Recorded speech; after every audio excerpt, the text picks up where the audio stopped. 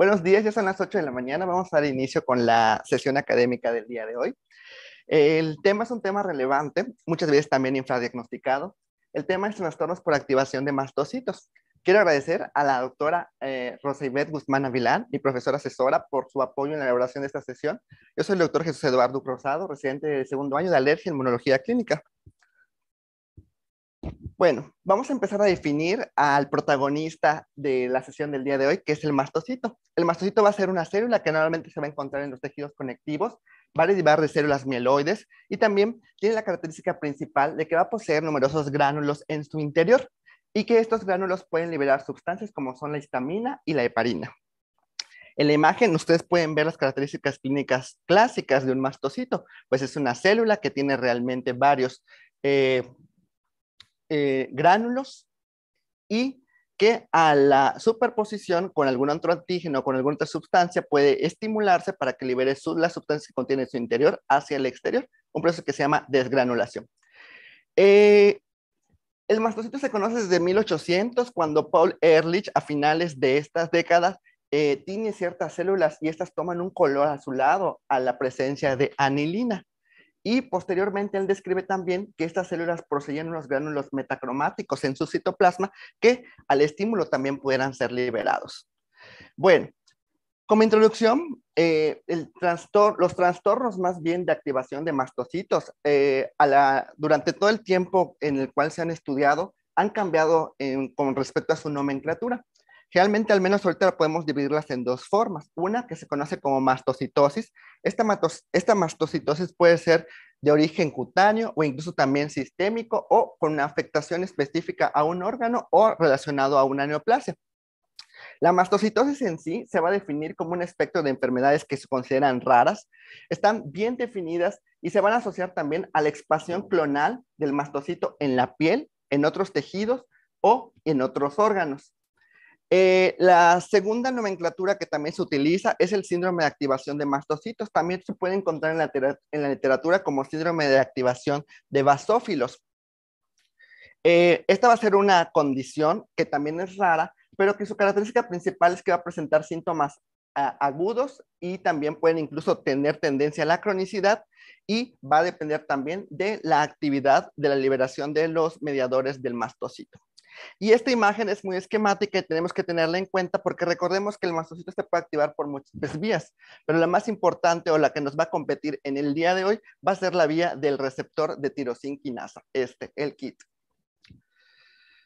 Los trastornos de activación de los mastocitos pueden clasificarse desde una perspectiva como primaria, secundaria o incluso idiopática. Generalmente los trastornos de activación primaria siguen una proliferación intrínseca y su característica principal es que van a depender de una expansión clonal. Generalmente van a estar asociados a las mutaciones del receptor de tirosina quinasa que les había comentado anteriormente y también pueden derivar en un síndrome de activación de mastocitos monoclonal. Los trastornos secundarios de los mastocitos van a ser aquellos en los cuales generalmente la activación del mastocito va a depender de un trastorno alérgico e incluso también puede depender de otros trastornos como son enfermedades inflamatorias crónicas o también enfermedades autoinmunes. Si nosotros lo dividimos y lo clasificamos específicamente, la etiología de la activación del mastocito, más que de la mastocitosis o del síndrome de activación de mastocitos, va a depender en primera causa de una causa primaria, prácticamente de algo con lo que se tiene en contacto y que internamente puede activar al mastocito. Esto puede deberse a ciertas circunstancias como son la anafilaxia relacionada con trastornos de mastocitosis clonales y también al síndrome de activación de mastocitosis monoclonal. Otra de las clasificaciones podría ser una relacionada a la activación de los mastocitos, va a ser una activación secundaria, dependiente de enfermedades alérgicas, también relacionada, como ya hemos comentado, a enfermedades inflamatorias crónicas o también a determinadas neoplasias y a urticarias físicas. Y por último, una causa idiopática, que no se sabe realmente qué es lo que lo activa, pero si el paciente se sigue estudiando a lo largo del tiempo, se puede evidenciar algún trastorno de la activación. Y entre los más comunes que se han documentado son la anafilaxia, el angioedema, la urticaria o incluso el síndrome de activación de mastocitos. Bueno, La alteración o la causa por la que se genera este desarrollo monoclonal va a ser por una afectación en el gen de tirosinquinasa. Este va a ser un proto-oncogen que se va a encontrar en el cromosoma 4q12 en los humanos y que va a codificar para la proteína del receptor de tirosinquinasa. Esta proteína se va a encontrar adscrita a los grupos de diferenciación del CD117. Va a ser una glucoproteína superficial que va a actuar, como ya hemos visto, como un receptor de transmembrana y que va a iniciar la actividad intrínseca de la tirosina quinasa. Este receptor, como ustedes pueden ver en la imagen, está organizado por 5 dominios: un dominio extracelular, un dominio transmembrana y también un dominio yuxtamembrana, y los dominios que son los responsables de los receptores de tirosina quinasa tanto 1 como 2. ¿Qué va a ser lo importante? Que dependiendo del nivel donde se localice esta mutación, puede incluso haber mutaciones implicadas relacionadas con las regiones específicas del gen de tirosinquinasa. Y las que han sido más estudiadas van a ser dos, principalmente el exón 11, que va a codificar para el dominio de yuxtamembrana, como se marca aquí en el círculo rojo, y también el otro más importante va a ser el que codifica para el exón 17, que se va a encontrar en el dominio de la tirosinquinasa de tipo 2. Pero para que un mastocito se desarrolle, no específicamente está ya maduro de la médula ósea, sino que este recorre ciertos tramos para llegar a los órganos específicos en los cuales generalmente se localiza y empezar su maduración. Para que empiece su maduración también depende de ciertas señales específicas.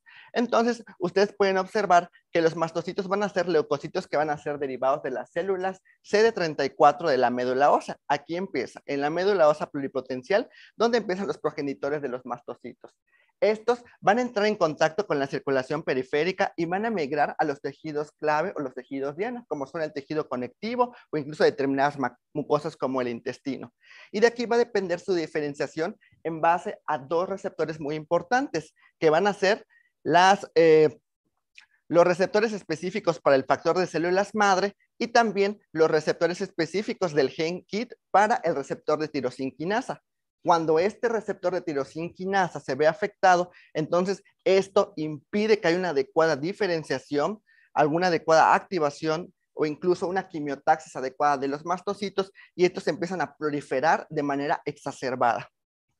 Generalmente, cuando maduran en los tejidos, los mastocitos se pueden activar por determinadas vías, específicamente las de las interleucinas 3, 4, 9 y 10, también por factores de crecimiento, por prostaglandina E2 y también por moléculas de adición. Los mastocitos, como ya sabemos, se pueden encontrar en múltiples órganos y tejidos, pero son mayormente, particularmente más abundantes en la piel, en el sistema respiratorio, también en los tejidos gastrointestinales y en el tejido genitourinario. Y esto es importante saberlo porque muchas de las manifestaciones clínicas van a ser derivadas de estos órganos y estos sistemas. Si hablamos de la epidemiología, este reporte que realizó la doctora Sandra Nora González Díaz, jefa de nuestro servicio, en el cual se documenta que esta enfermedad es infradiagnosticada porque es una enfermedad poco común. Generalmente el 55% de los casos va a ocurrir entre el nacimiento y los 2 años de vida. El 10% generalmente se presenta entre niños de 2 a 15 años de edad, y esa es una característica importante porque generalmente en la edad pediátrica sigue un curso indolente o incluso también benigno que puede remitir hacia la adolescencia.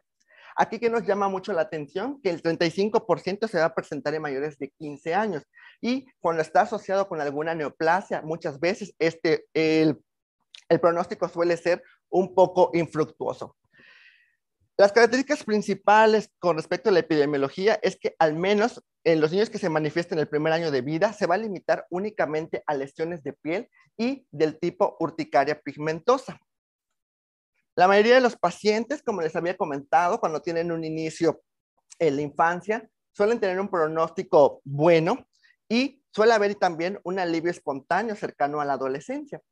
Generalmente en los adultos ya hay una implicación o ya hay una afectación de la médula ósea, y muchas veces este tipo de trastornos es muy raro que remita.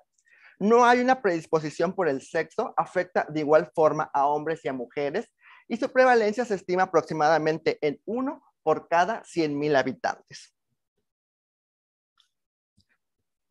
La Organización Mundial de la Salud en el 2022, decidió hacer una actualización de la clasificación de la enfermedad relacionada con la activación de los mastocitos.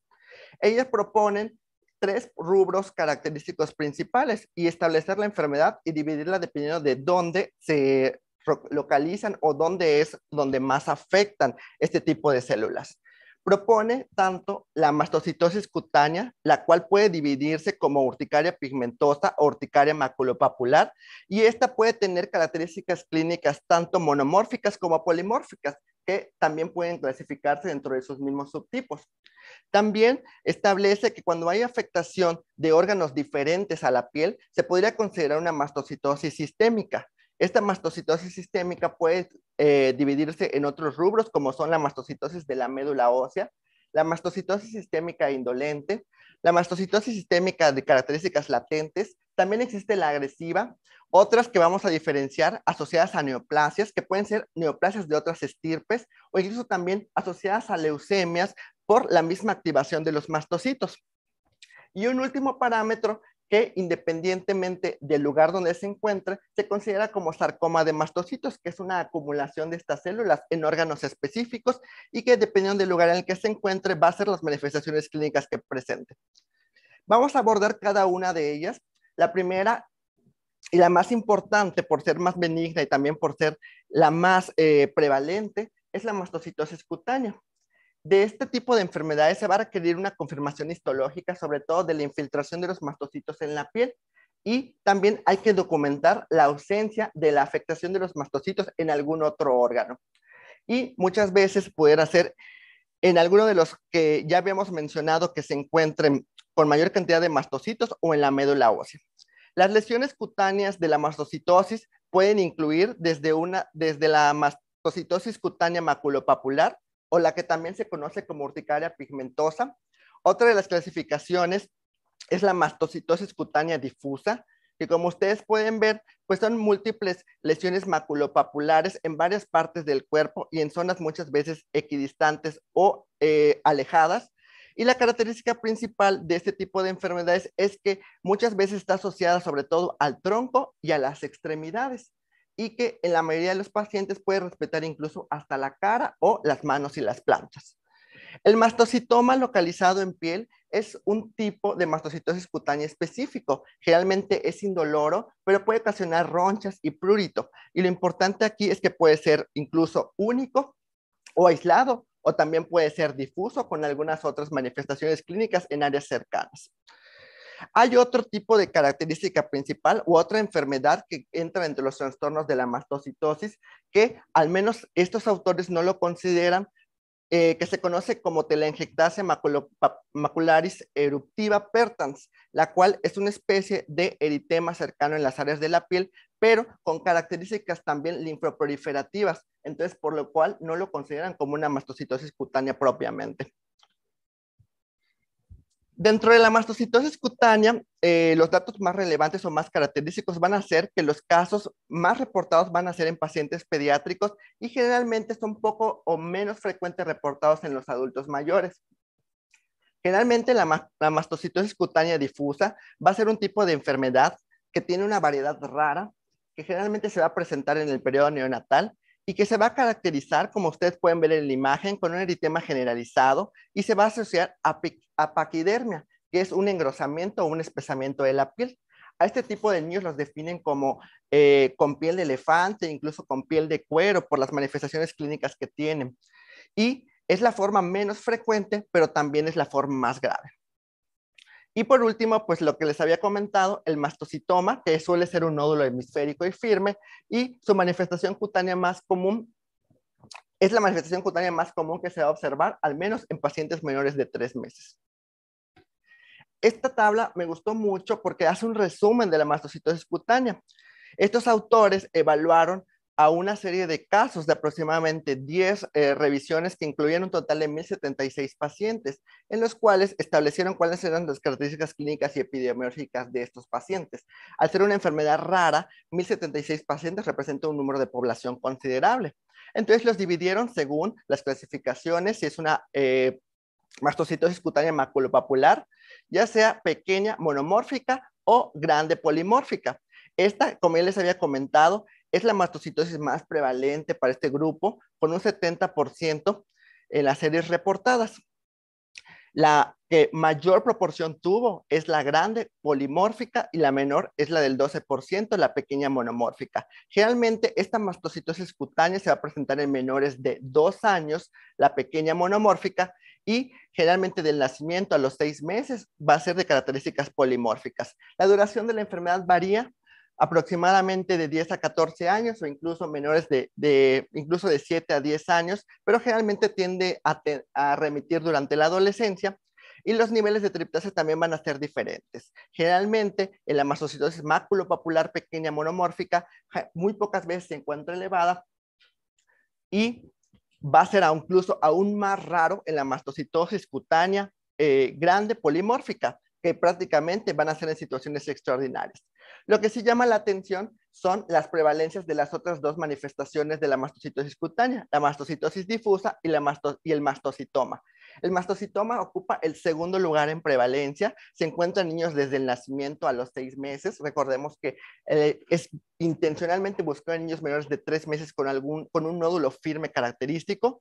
Solamente suele involucionar a la adolescencia entre 7 y 10 años y lo importante es que los niveles de triptasa se encuentran normales. El que sí, que ya habíamos visto que es la forma más grave, aunque representa el 5%, es la mastocitosis cutánea difusa, que puede estar del nacimiento a los 6 meses, tiene una duración de 7 a 10 años y es la que eleva más altamente la triptasa en sangre. Si nosotros sospechamos de mastocitosis, bueno, aquí hay que establecer un punto. Nos olvidamos de la mastocitosis cutánea por un momento y pasamos a abordar la mastocitosis sistémica. Si nosotros sospechamos de mastocitosis, existen ciertas puntuaciones como la puntuación REMA de la Red Española de Mastocitosis, que nos da ciertos puntos característicos o ciertos datos clínicos relevantes que nosotros tenemos que tener en consideración para tener una alta sospecha de que nuestro paciente pueda tener mastocitosis. La consideran como alta sospecha de clonalidad y enfermedad sistémica cuando el paciente tiene un puntaje mayor a 2 puntos. Y las características o variables importantes van a ser el género. Si es hombre, tiene un punto más con respecto a las mujeres, que resta un punto. La ausencia también de ciertos síntomas la presencia de ciertos síntomas también o ausencia de los mismos nos puede dar cierto puntaje. Por ejemplo, la ausencia de ronchas, prurito y angioedema nos daría un punto. Si los pacientes tienen ronchas, prurito y angioedema, pues ya nosotros lo podríamos estar asociado a otras características que activan la IgE más que realmente a un proceso de desarrollo clonal. Entonces, eso nos restaría 2 puntos. Y si el paciente en algún momento tiene alguna característica importante o prodrómica, como son la aparición de presíncope o de síncope, eso aumentaría 3 puntos. Y en el conteo de los laboratorios, si evaluamos la triptasa, pacientes menores a 15 nanogramos por mililitro nos restan puntos, y en pacientes mayores a 25, incluso otras bibliografías dicen que hasta 20, nos podrían aumentar incluso hasta un punto más. Se suman los puntos dependiendo de las características que las que cuenta o no cuenta nuestro paciente, y eso nos da la puntuación de REMA para que nosotros investiguemos aún más si tiene alta sospecha de clonalidad y enfermedad sistémica. En dado caso de que nosotros detectemos que nuestro paciente sí tiene alta probabilidad de enfermedad sistémica, pues generalmente nosotros tenemos que hacer una evaluación. Primeramente, ya vemos que la característica principal de la enfermedad sistémica va a ser que puede en algún momento afectar la piel, pero no es algo tan característico, sino que va a afectar otros órganos en los cuales hay presencia de mastocitos. Entonces, vamos a preguntar intencionalmente si ha presentado alguna reacción o ha tenido algún cuadro previo de anafilaxia, específicamente con determinados agentes como la alergia a los venenos de los himenópteros, si tiene síntomas relacionados al uso o a una situación específica o un desencadenante específico, el cual es recurrente. Y también si son pacientes que muchas veces presentan una osteoporosis inexplicable o tienen fracturas que realmente no tienen ningún otro tipo de sintomatología o alguna otra afección que pudieran explicarlas. Lo que se va a hacer medir los niveles de triptasa. En estos pacientes con niveles menores a 15 nanogramos de triptasa, pero que tengan un REMA mayor a 2 puntos, se puede sospechar cuando tengan los síntomas atípicos, los signos típicos, y también se haya documentado en sangre una mutación del KIT D816, el cual es la mutación o la variante más alta o más predominante en los adultos. ¿Qué hay que hacer con este tipo de pacientes? Si la sospecha es alta, a pesar de no cumplir con los criterios clínicos de la triptasa, pues realmente hay que hacer estudios complementarios, pedir un frotis, citometría de flujo, un análisis molecular de las mutaciones de el KIT D816 y también poder en algún momento realizar una biopsia de médula ósea para ver si hay afectación o no de alguna otra estirpe celular.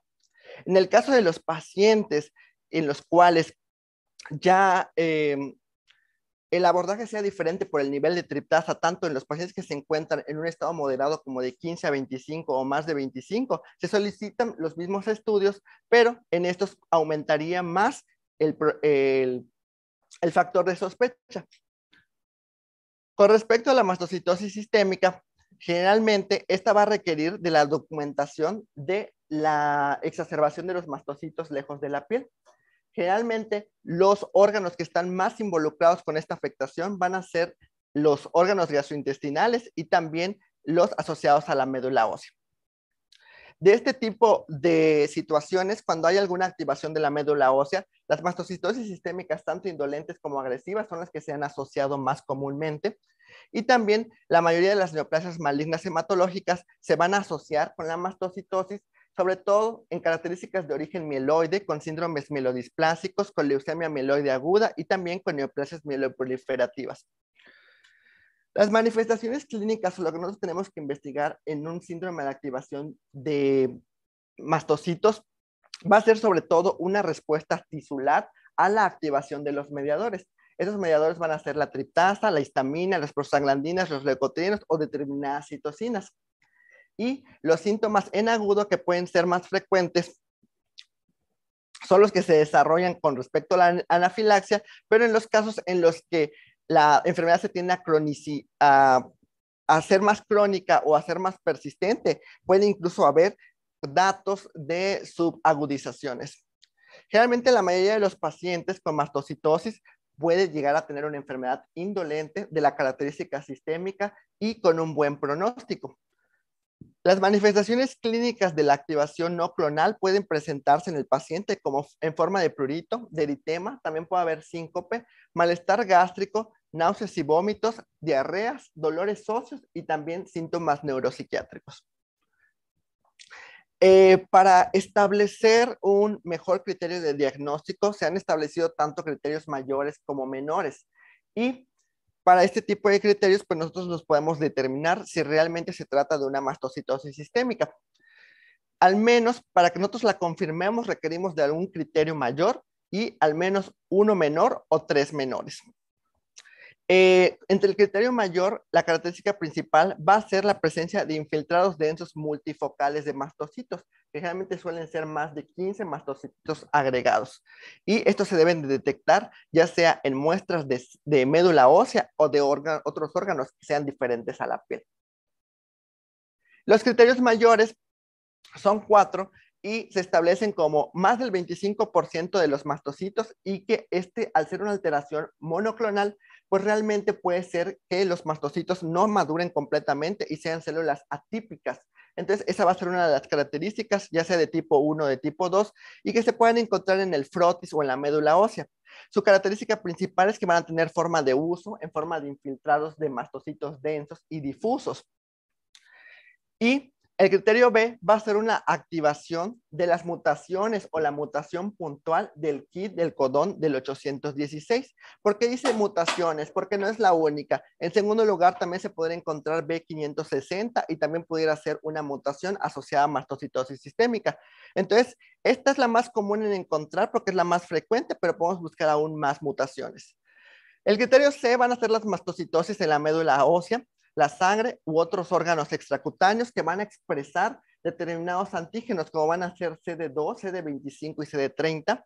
Y por último, la determinación de la concentración de triptasa sérica basal en más de 20 nanogramos por mililitro, pero siempre cumpliendo ciertos requerimientos y excluyendo cuando hay enfermedades como una neoplasia hematológica agresiva mieloide, o también en casos en los que el paciente tenga una alfa-triptasemia hereditaria, en los cuales, para que se considere como criterio, hay que hacer un ajuste con respecto al nivel de triptasa. Entonces, en resumen, si nosotros tenemos ciertas manifestaciones típicas en la piel o en algún órgano específico, lo que tenemos que hacer primeramente es una historia clínica completa. En la historia clínica tenemos que abordar el inicio de los síntomas, cómo ha ido su evolución a lo largo del tiempo, si durante las manifestaciones cutáneas tuvo alguna manifestación específica como aparición de ronchas, de prurito, aparición de ampollas o alguna otra lesión específica.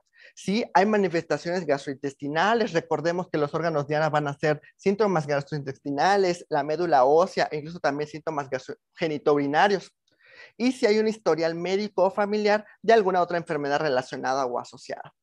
En el examen físico, ¿qué es necesario buscar? Primeramente, el número total de las lesiones, el tamaño, también si el aspecto dermatológico, si son monomórficas o polimórficas, si hay alguna característica dermatológica específica y también los grados de distribución, si está limitado a piel o hay en ciertas zonas muy específicas, como ya hemos visto, predominante en tronco, en el tórax y también en los miembros inferiores y superiores.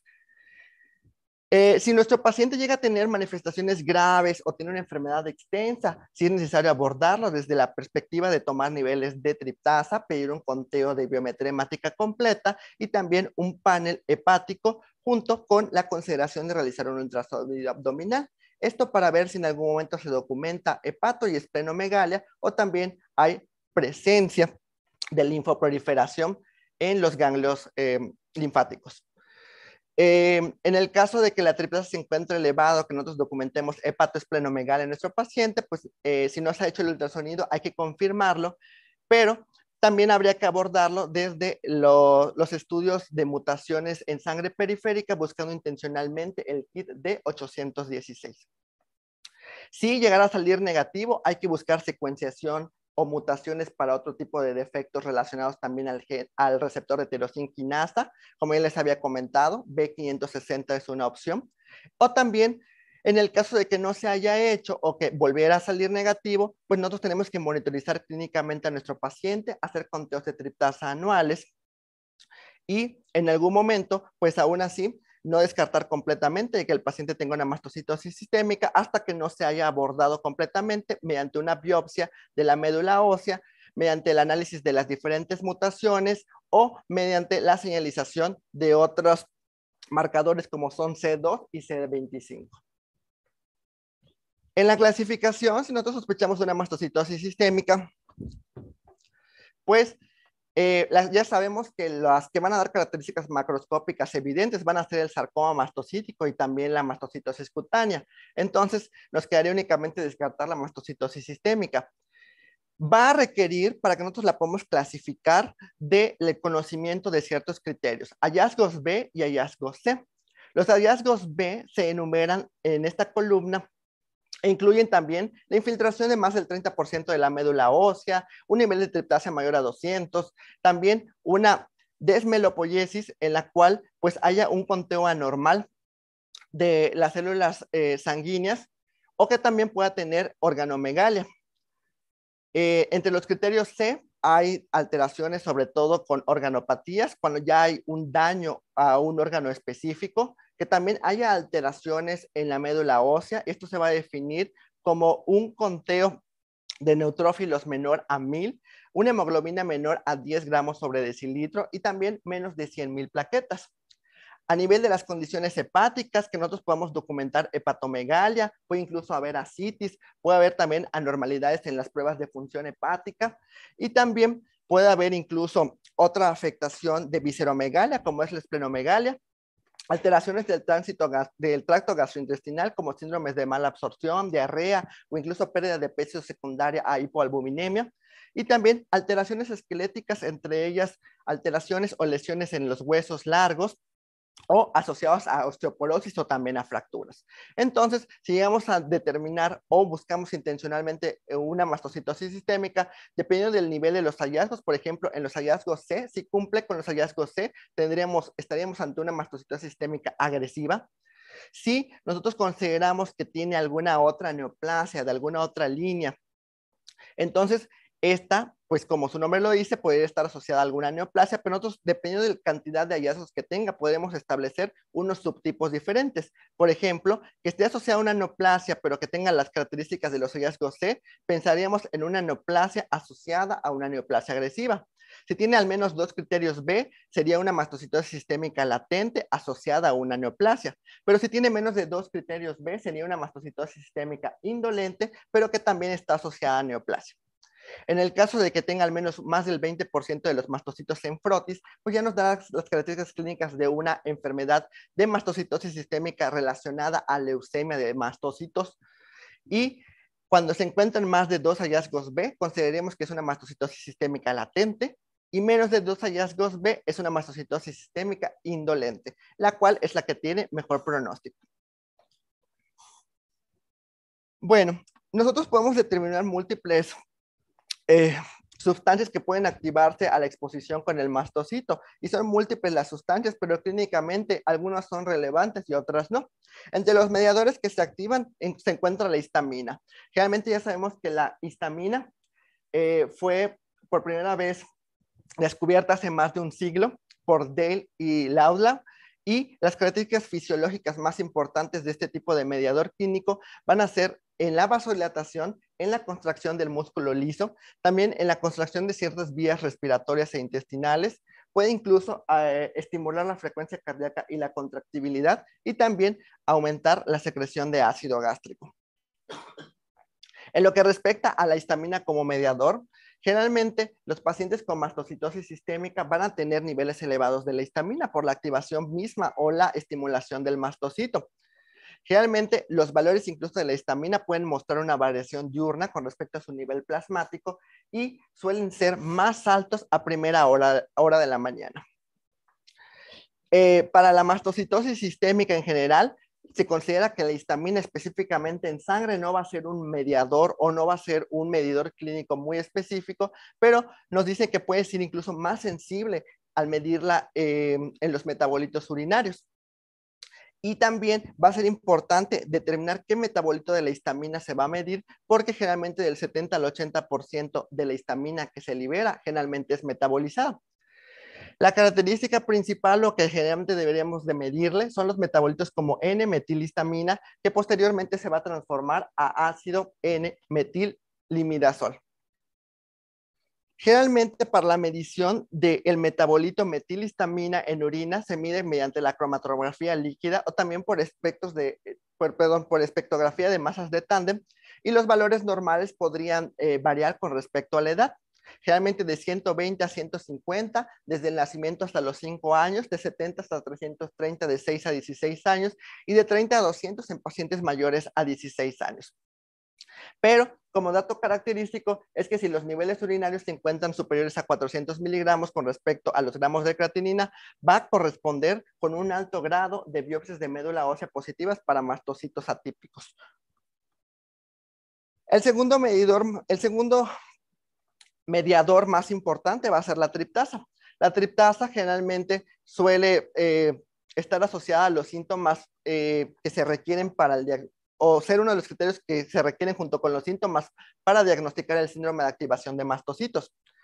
Generalmente no existe un parámetro completo o un parámetro específico para determinar cuál es el nivel óptimo de triptasa, sino que se suele utilizar ciertas fórmulas para ver si aumentó con respecto a la línea de base de al menos un 20% más 2 nanogramos sobre mililitro.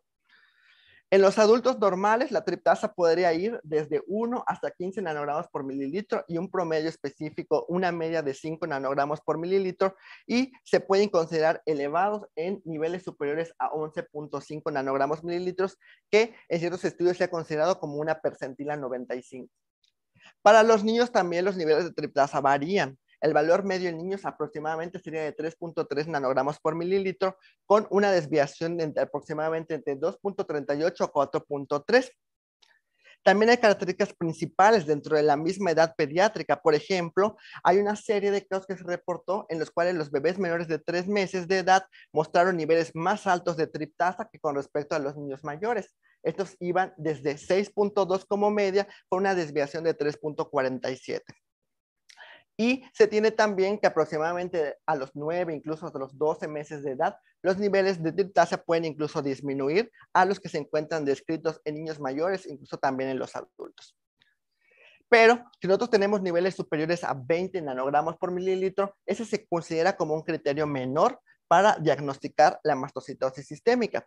Aquí pues hay una variante porque incluso ya les había comentado que hay unos autores que expresan hasta 25, excepto como criterio para una mastocitosis sistémica que está asociada con una neoplasia hematológica. Generalmente también cuando se tienen niveles altos de triptasa, hay que buscar intencionalmente en pacientes que han presentado alguna respuesta anafiláctica a reacciones como la anafilaxia a las picaduras de los véspidos, también pacientes que tengan episodios recurrentes de urticaria y enfedema o que hayan presentado alguna reacción grave a la aplicación de algún medicamento, el cual suele ser recurrente, o también al uso de algún medio de contraste. Dentro de los mediadores específicos también se encuentra la prostaglandina D2. La prostaglandina D2 se ha notificado con elevaciones y sus metabolitos en la orina y en la circulación también han sido estudiados a lo largo de mucho tiempo, aproximadamente durante 40 años. Generalmente sus efectos biológicos están relacionados con la vasodilatación, con el enrojecimiento, la taquicardia o incluso con alteraciones en las vías respiratorias como la congestión nasal, la broncoconstricción y también con la agregación plaquetaria. Generalmente, lo que no se aprecia realmente comúnmente es que empieza a haber un metabolito inicial que se conoce como 11B prostaglandina F2A, la cual es muy biológicamente activa y está relacionada con la contracción del músculo liso, también con la hipertensión y también puede servir como un agonista de los receptores quimioatrayentes. Entonces, únicamente no es el mediador como tal, sino también pudiera estar relacionado con sus metabolitos. Generalmente, si nosotros medimos los metabolitos relacionados a la prostaglandina D2, estas nos pueden ayudar incluso también con el diagnóstico y el tratamiento de ciertos trastornos de los mastocitos. Relacionado al que les había comentado, la excreción urinaria de 11B prostaglandina F2 por encima de 3.500 nanogramos en 24 horas se está relacionada con un alto grado de biopsias de la médula ósea que son positivas para la presencia de mastocitos atípicos y también para la presencia de agregantes de mastocitos o también incluso pudiera estar relacionada con alta presencia de la mutación del receptor de querostintinasa. Dentro de los otros mediadores se encuentran también los leucotrienos. Los leucotrienos se pueden medir incluso en niveles urinarios. El más específico va a ser los leucotrienos E4. Este va a ser un derivado del cistenileucotrieno y se puede utilizar tanto para medir la cantidad específica del cistenileucotrieno en el cuerpo como los reflejos en los cambios a largo plazo durante todo el tiempo de la secreción. Generalmente, los leucotrienos E4 se han relacionado y se han medido sobre todo en la mastocitosis sistémica, expresando más altos picogramos con respecto a pacientes que no tienen ningún otro tipo de alteración y se consideran valores mayores a 104 picogramos por mililitro en comparativos con pacientes normales que habían tenido menos que esta cantidad. Por último, para terminar de hablar de los mediadores, vamos a mencionar a la interleucina 6. Los niveles plasmáticos de interleucina 6 con respecto a la mastocitosis sistémica se van a relacionar sobre todo con la gravedad y la progresión de la enfermedad.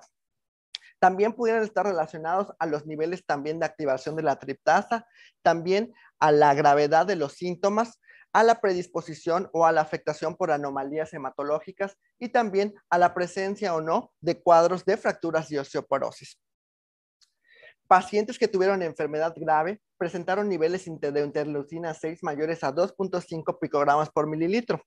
Y generalmente los pacientes con mastocitosis sistémica indolente que progresaron ya tenían un aumento de interleucina 6 antes, al momento de que fueron diagnosticados.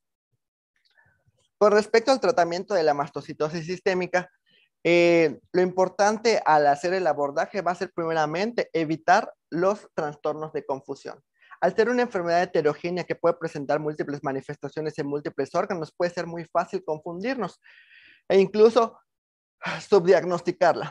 Entonces hay que abordar otras causas o otros diagnósticos diferenciales, como son las causas endocrinológicas, entre ellas el feocomocitoma, los síndromes tirotóxicos, el carcinoma medular de la tiroides, incluso otros carcinomas como el insulinoma y también los síndromes carcinoides. Tenemos que descartar también que no haya enfermedades o trastornos vasculares, entre ellos un mal manejo de la hipertensión, desacondicionamiento del paciente, hipotensión ortostática o incluso arritmias. Y también dentro del aspecto neurológico, descartar enfermedades psicológicas, entre ellas ataques de ansiedad, pánico, cambios farmacológicos al uso de determinados medicamentos neuropsiquiátricos, que entre ellos la retirada de ciertos inhibidores adrenérgicos o también en pacientes que usan y abusan de drogas, y alteraciones neurológicas como entre ellas la más importante, un síndrome de taquicardia ortostática postural. Una vez descartando todos estos diagnósticos diferenciales, incluso ya habiendo hecho las pruebas características que nos confirmen el diagnóstico de mastocitosis sistémica en nuestros pacientes, hay que buscar el desencadenante y en su momento evitarlo. Los desencadenantes principales van a ser los factores físicos como el calor, los cambios de temperatura, aumentos de presión, también alteraciones como el frío o el roce, también algunas formas de ejercicio, las emociones, el estrés, la falta de sueño, el más comúnmente relacionado con las medidas por IgE, sobre todo de componente alérgico, son los venenos por himenópteros, ciertos alimentos también liberadores de histamina, el uso del alcohol, agentes diagnósticos y terapéuticos, determinados medicamentos, entre ellos los opioides, los AINES, y estos van a ser los desencadenantes más comunes.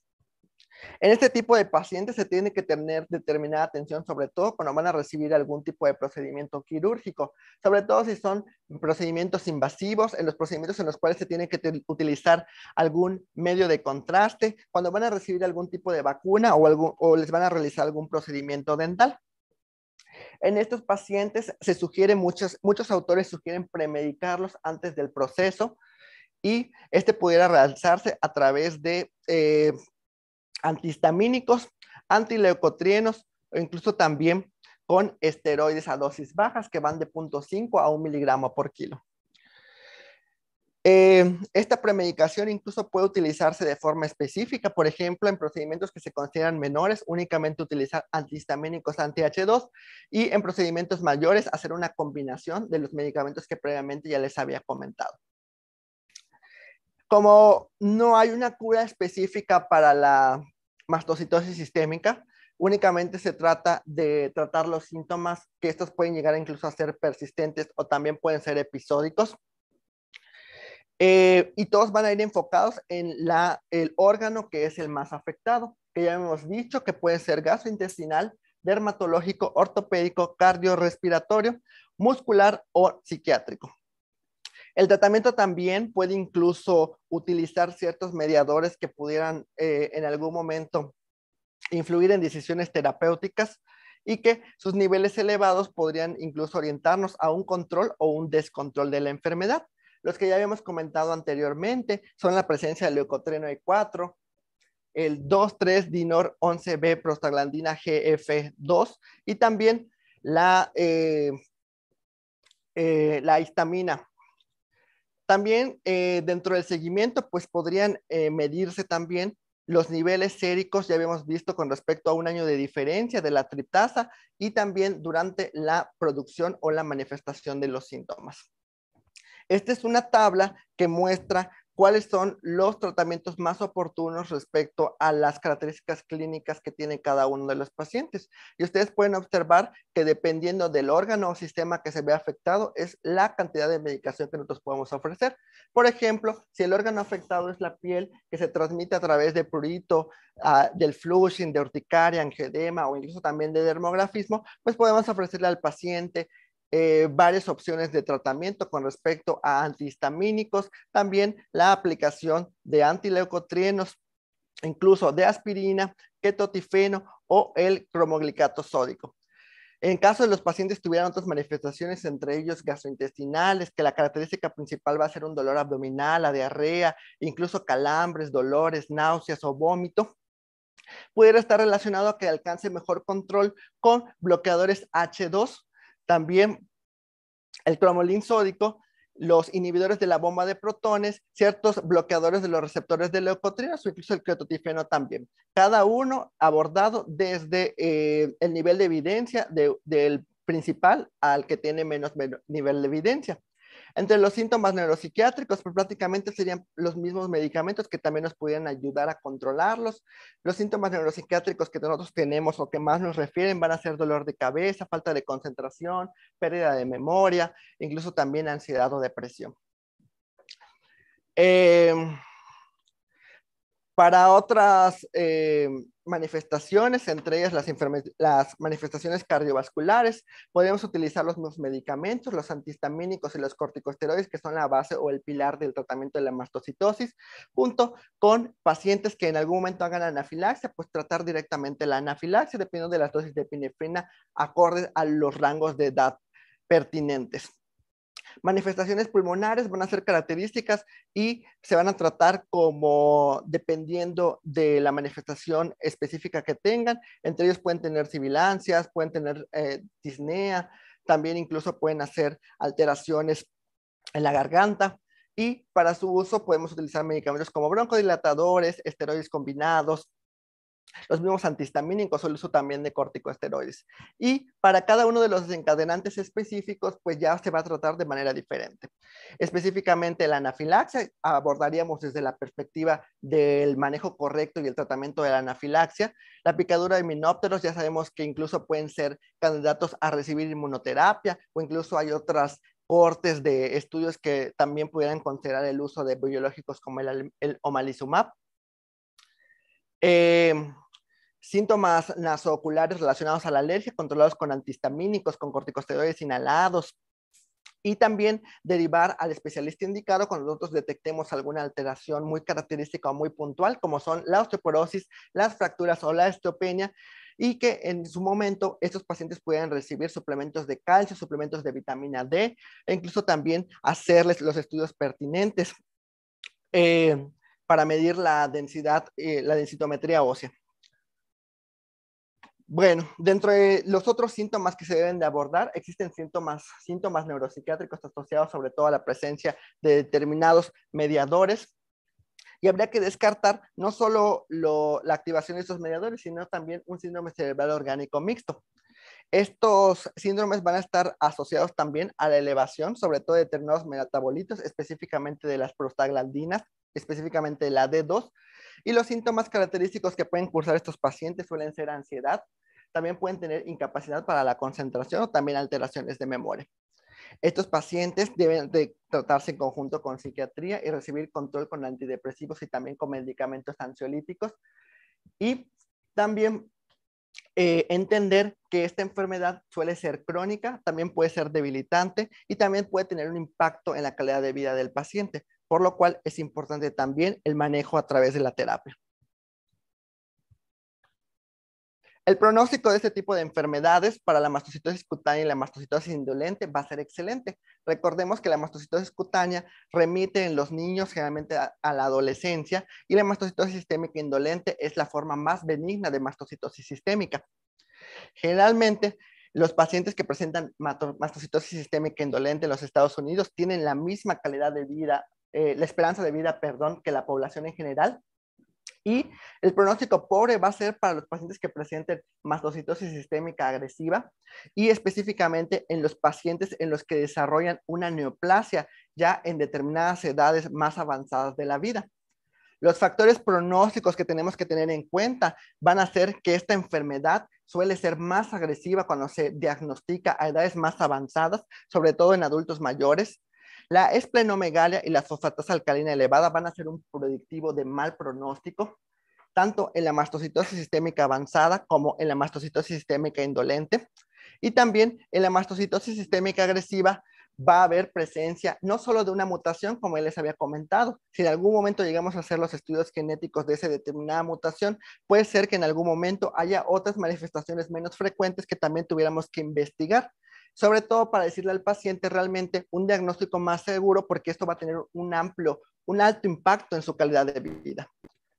Para terminar, mis conclusiones personales con respecto a esta sesión son que la mastocitosis va a ser una enfermedad que es considerada como rara, puede tener características benignas a edades tempranas y su evolución es incierta en edades más avanzadas.